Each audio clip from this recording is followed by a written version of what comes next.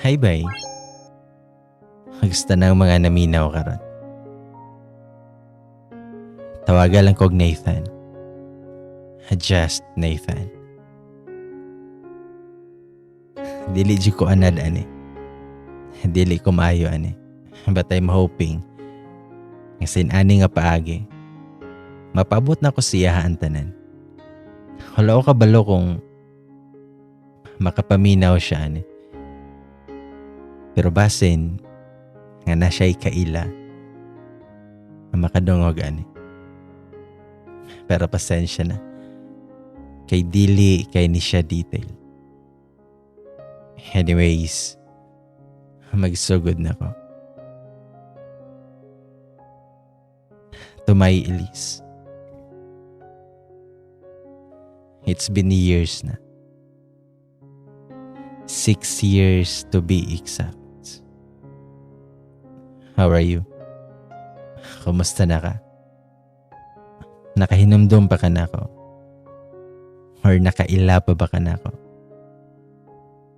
Elise, do you remember the first time we met? Katong time na nagsigil akong tutok sa mo. Katong time nga nilingkod ko dool sa mo. Para lang maklaro na kog lantaw. Himuhang angelic face. Every time nga mahinumduman to na ako, I'll find myself smiling. Ug swerte ko sa dihang imuha kong napansin.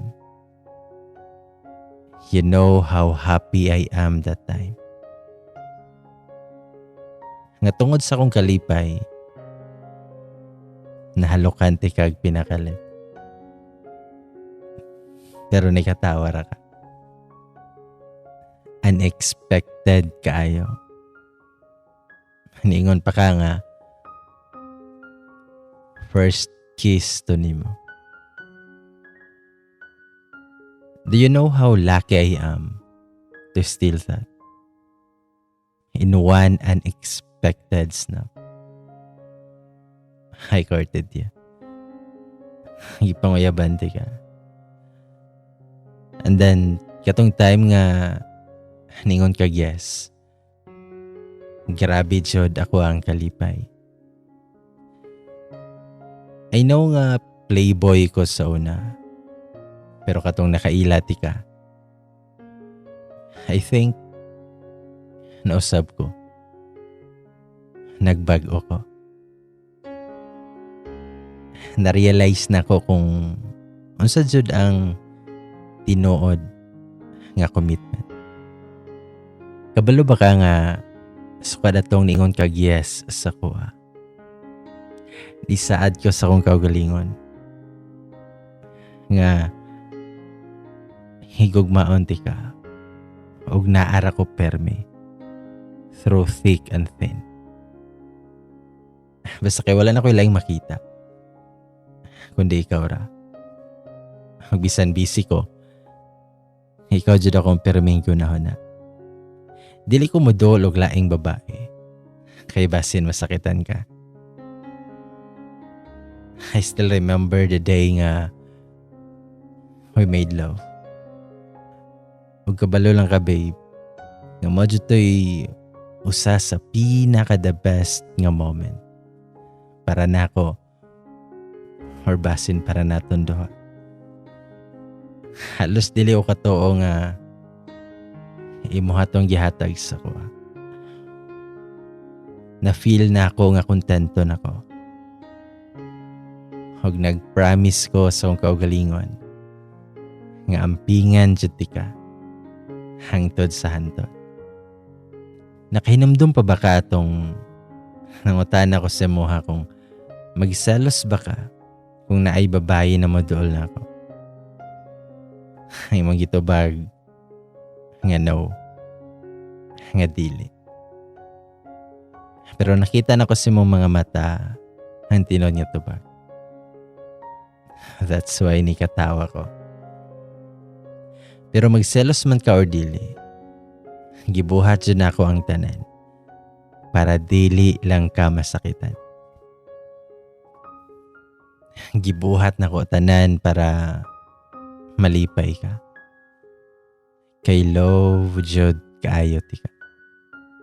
Mahadlok kong masayop ug makasala si mo ha. Kay dili nako kaya nga mawala ka sa kuha.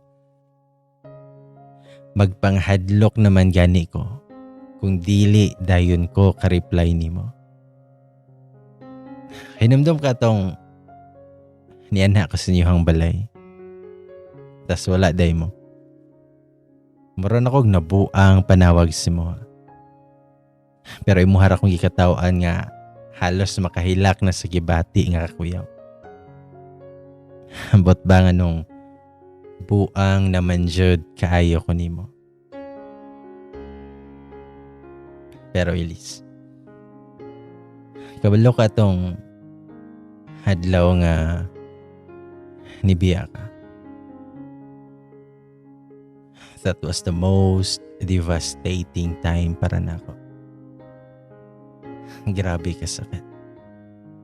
Katong nahibawan ako nga nakapasar ko sa board. Gadali kog adto sa inyo ha para hingon sa mo. Gadala pa ko sa mga paboritong pagkaon na to. Pero wala na to'y flowers kay kabalo kung dili ka ganahan. Hingon gani ka nga malayos ra, magsayang ra sa kwarta. Pero paabot na ko sa inyo ha. Wala. Wala na ka. You left me. Huwag nakasakit pa dyan kay Ana. Kaya wala lang man ka na nanghid sa kuha. Wala kay giingon bisan unsa. Nawala ra ka. Nagulat pa ko sa inyo ha ato kay basin o nara kay gilakaw. Pero nagabiin na lang ko. Walay ilis nga ni uli. Walay ilis nga nitong ha. Walay ilis nga ako nakita. Pero gapaabot gihapon ko nimo. Gihulati ka. Kay basin di ay mo balik ka. Kaysa kung nahuna, magkabalo ko. Mabahalag unsa pa imong rason. Kaya na akong dawatan. Hinana ti kakalaw. Magdilig yun ako kayang ma-imagine akong kaugalingon. Nga wala ka. Nagabalik-balik na dyan ko sa inyo ha. Nangutaan ako si muhang mga amiga. Si muhang mga kapamilya. Pil na sa inyo ang mga silingan. Pero walay makatubag bisan isa sa kuha kong aha ka. Wala sila kabalo. Hantod sa nagpakaluoy pa ko nila nga itugan kong asa ka. Pero wala dyan nag-ingon sa kuha kong aha ka. Wala. Mura na kog mabuang sigig pangita si mo. Tanang nihinumduman akong lugar nga giingon nimo sa kuha. Ako ang yadto tanan. Namasin lang kay basin makita-an ti kag bali.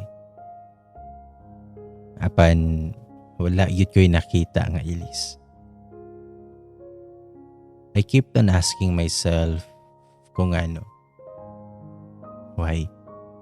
Anong nibiya makag pinakalit? Unsay rason? Na ako'y nabuhat. Unsay ako nabuhat? Habi na ko okay ta. Habi na ko okay kayo ta. Habi ba na ko okay na ta? Habi ba na ko og nagkasinabot na ta? Kung kabalo lang jud ka kung unsa kadako akong smile sa dihang gapaingon ko sa inyo. Excited kay ko. Pero mo already to ako maabtan. Or wala na day ko'y maabtan. Mura na jud kog mabuang sa mga pangutana nga naaras akong nahuna. Pero wala ko kabalo kung unsay mga tubag. Nabot pa ko sa point na gusto nga magpaligis na lang. Wala na jud ko kasabot. Wala na jud ko kabalo kung magunsa ko. Devastated kay ko. Nagsigil na kog tagay. Nagsigil na kog gubog-gubog. Wasted na kayo ko. Pero kabalo ka. Tungod sa kasakit sa akong gibate. Murag dili na nako mo feel na nahubog na ko. I stayed like that for years. I live my life like that. Pero nagpadayon gihapon kong gapaabot. Gapaabot si mo. Nagsigid ko handom nga basin mo balik ka. Nga unta mo balik ka. Nga imuhan akong balikan. I wish na lang kung pwede nga i-turn off na lang na ako akong heart. Pero dili man. Or dili ko ganahan. Hindi dyan ako malikayan nga makapangutana sa akong kaugalingon nga what if mamatay na lang ko nga dili na ti ka makita. Ug halos nawad-an na jud kog paglaom. Nahutdan kog pag-asa. Pero tinuod jud ay nga naay moabot. Kay naay usa ka angel ang inabot sa kuha. O gi-save ko niya. Sa katong mga adlaw og panahon, nga always lang nako na feel nga mura na kog mamatay. Ginatry gihapon na kog motivate akong kaugalingon para mo padayon. Huwag naa siya na. Siya ang may puli sa lugar na ikaw unta dapat ang naa. Pero sa tinud-anay lang, dili na ko kaya. Magdili na ko gustong i-give up ka. Pero napoy part sa akong kaugalingon nga moingon na kinahangalan na akong ilit ko. Ang hope nga nagsigig hong-hong na ako nga magpaabot pa nimo. Pero love gihapon kay tika dyan. Magdili gihapon ako madinay nga naay parts sa ko nga nag-crave gihapon si mo. Pero gisulayan gihapon ako nga ilit ko ka. Pero wala ko kabalo. Nga napasakitan na din ako siya. Ang ngalan din sa angel nga nag-save na ako. Kay Reyna. Huwag kabalo siya sa tanan. Kay giingnan ako siya. Huwag siguro nakita o na-feel niya nga love gihapon kiti ka. Ningon pa siya sa kuha nga kung mabalik ka or kung makita ti ka, i-let go ko niya. Pero kung dili daw, magpakasal daw minduha. Pero selfish jud kay ko. Kay kabalo kong napasakitan ako siya. Every time nga mingawan ko si mo. Napay usahay nga makita na lang na ako siya nga magilak. Mangutana pa ko niya kung noon sa siya. Kung ano. Pero di siya mutugan. Mungisir na siya. ginatry pa na niya agtago ang iyang heartaches. Kay kabalo siya sa tinood na ako nga na-feel. Ug hantod sa nabot ang time nga siguro napuno na siya. Siguro na-realize yun niya sa mga tong gibiyaan ko niya. Pero ato po na time, na-realize na ko nga love na di ay kayo na ko siya. Sa mga tong gibuhat na ko ang tanan para mo balik siya. Para dili na ko niya buhian. O karon, Reyna na ay almost 3 years na may sa mong relasyon. Nanapod may plano nga mong i-level up ang mong relasyon. Sama na akong makadungog ka ani. Gusto lang ko maingon niya, babe, letting go of you kay diligi siya sa'yo. Pero love na nako siya. Dili na ko kaya nga mawala siya sa kuha. Sorry. Pero kabalo ka nga nagpaabot ko sa mga. Pero dili pud pwede o dili na ko kaya nga magpaabot si Moha. Nga wala ko kabalo kung mobalik pa ba ka. Dili pwede nga ing-ani na lang ko hangtod sa hangtod. O dili pwede nga magpaabot si Moha hangtod sa hangtod. O gusto lang ko makabalo ka nga wala tiga kalimte. Huwag dili dyan ka makalimtan kay ikaw ang rason kung anong nakabot na ako ang mga pangandoy. Sama si mong wish nga ma-engineer na ko or basin CPA ni sa kakaroon. No? And this is my first and last letter para nimo. Huwag wish na ko nga unta. Kunta malipayon kay kakaron. Kunta nakabot ni mo tanan mga pangandoy ni mo karon. Wherever you are right now, I hope okay ra ka.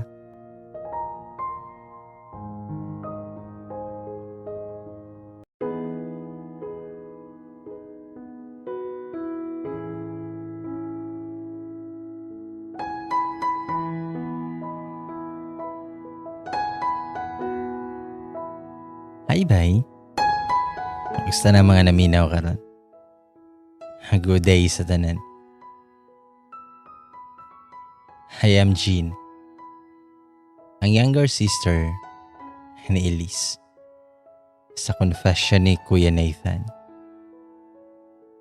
Open letter lang ni siya para response para ni Kuya Nathan or ni engineer.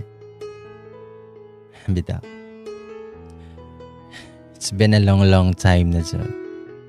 Siguro natingala ka kung anong ako may hatag og response. Pero you know what? Dili lang dyan unta ko mohatag og response. Pero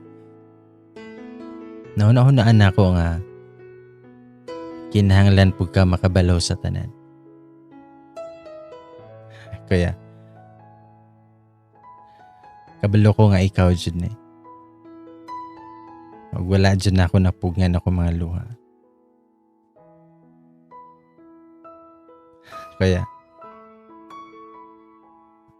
happy ko sa kung nabasa. Ug happy sab ko nga sa inani nga pamaagi. May istoryate ka. Medyo dugay na po nga gaplano ko nga mo reach out sa mo. Nagplano pa ko nga mobalik dira. Nagdebate yun may sa kong nahuna. And also, dugay-dugay na po ang nilabay nga panahon. So daghan po kog mga what ifs. And siguro, ga-expect ka nga si Ate Elise ang ma-response. I wish maka-response si ate. How I wish. Pero before ingon ako ang tanan, I just wanted to say nga thank you sa tanan nga effort nimo. And yes, ako ang mo-response. Since ate can't. But like you said, na siya sa good hands karon. Nakahilak pa ko actually samtang gabasa si mga confession. I can imagine your life through those times. I'll be the one to say sorry in behalf sa akong ate. O I feel sorry para ka Ate Reyna. But we have reasons, kuya. I know you still have a lot of questions sa mga kaugalingon. But I'm telling you, I cannot answer all of that. I'm telling you if there is anything else or questions na nagpabilin sa mga unahuna. After ni mo nga mabasa ni, o sorry kung dili na ako matubag tanan. O kabalopod kay ko kung unsa ka love ni ate. Siguro wala ka balong ako ang perming sugin ni ate. Mostly kabahin si Moha. From the very beginning, kabalo na ko sa inyong story. Nakinimdam ko kung unsa kakilig inyong pag-abation every time magsulti siya rin ako. Especially ka nang after mo mag-date. Iyahagyan ng isulti rin ako. Anta na mga nahitabo. I was really happy na ikaw ang lalaki nga niabot siyang kinabuhi. I remembered her past breakups. She was really devastated. Ugani I told her before saying yes to you nga, dapat ayuhon niya iyahang desisyon para walay mahayay. Si ate kay never been kissed. Not since she met you. Kay tanan nga nakarelasyon ni ate, puro LDR. Kabalo na siguro ka na. Higing na kaniya na sa una. Actually, kaya ako pagani ang pag-iingnan siyang mga suitors. Na regards siya. Kay lagi, maulaw ko na mo-approach siya. Huwag tantong sugo-sugo sa kuha. Sa kuha na lang manguyabang uban. Bitaw. Sa tinod lang, masuyapot kong ati usahay kay daghan ang gapanguyab siya. Makaingon gani ko sayang kay dili maniatag doon. Haba ng hair kayo. Nakarutan na lang gani ko sa dihang kalit siya ni open kabahin si Moha. Knowing that you're kinda popular being. Bitaw. Dili lang na ako i-mention tanan. Pero still, ipakita man po nimo nga nagbag-o ka para siya. And I'm very happy para kay ate. Para ninyong dua. Actually, wala ko kabalo sa pagsulti si Mohan tanan. Wala ko kabalo kung asa sugdan sa pagsaysay ang tanan. Naghilak na gani ko og sugod sa tinuod lang. Pero, I don't know, Jod, kung ako magsugod. Pero Kuya Nathan, si ate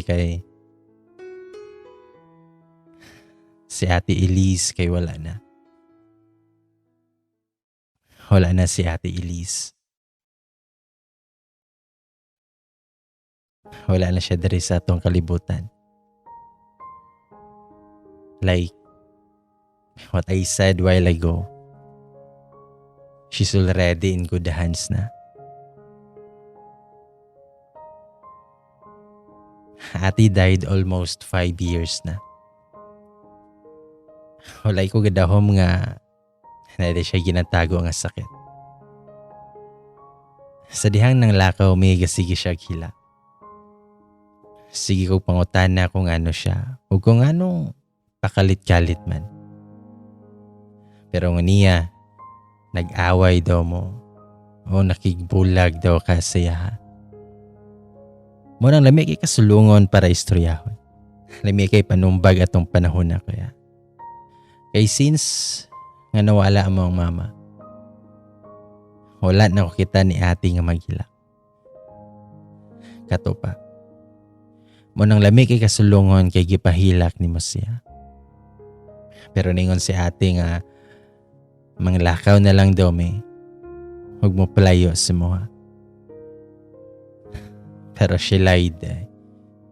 Wala siya nitugan ako sa tinuod niya rason. Kabalo na day siya nga na siya sakit. Breast cancer.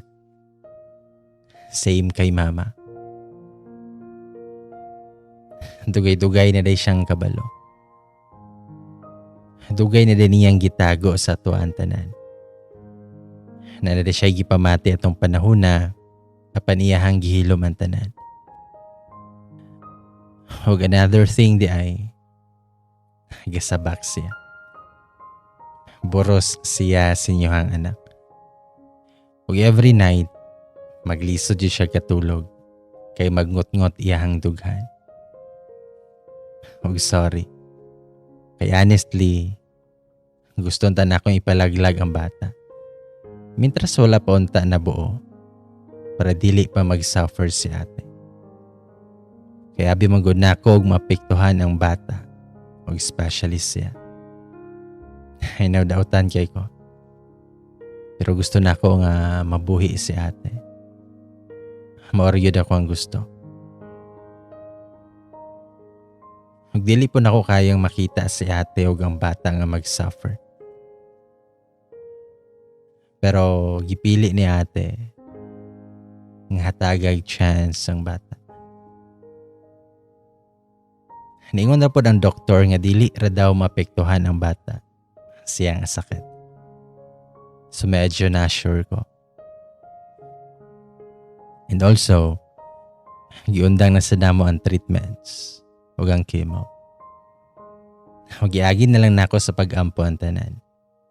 Gibuhat na ko tanan para siya ha. Nagpabaga jud kog nawong atong panahon na. Gibuhat na ko tanan. I tried to reach out sa tanan ng mga relatives. But you know what? Even piso kay wala man lang. Wala. Usay makaingon ko, mas maayo pa ba nga tao kay mo tapang pa. I love my sister kayo kuya. O she's the only person nga I can rely on unta. Siya na lang ang nabilin sa ko. Gani, kami-kami na lang dyan ang nag-uban. Pero still, nakaya ni ate ang usa ka baby girl. Very healthy kayo. Pero almost a month na. Nawala si ate. Wala na niya na kaya. Pero kabalo kaya, dili na ako mapugngan akong kagalingon niya sa sihon. Kaya before ana, ginan ko niya nga murag lain daw iyang heartbeat. Murag irregular daw. Pero mas ipili niya nga matulog na lang kay basin kakapoy ra daw. Pero galisod na siya ginhawa. Nagsakit na iyang ulo. Huwag niya nakit iyang likod. Gidali pa na ako siya dala sa hospital. Galibog ko kung kinsay unahon nilang duwa sa bata. Hadlok kay ko. Sa dihang nakatulog siya. Kayon sa doktor, delikado ko noog na ay possibility na dili na siya makamata. Grabe jud kakuya akong gibate ato. Wala jud ko kabalo. Natulog ra siya balik ato. Pero wala na ni mata. Hugno kay akong kalibutan atong orasa kuya. Wala ko kabalo kung unsa akong bahatan.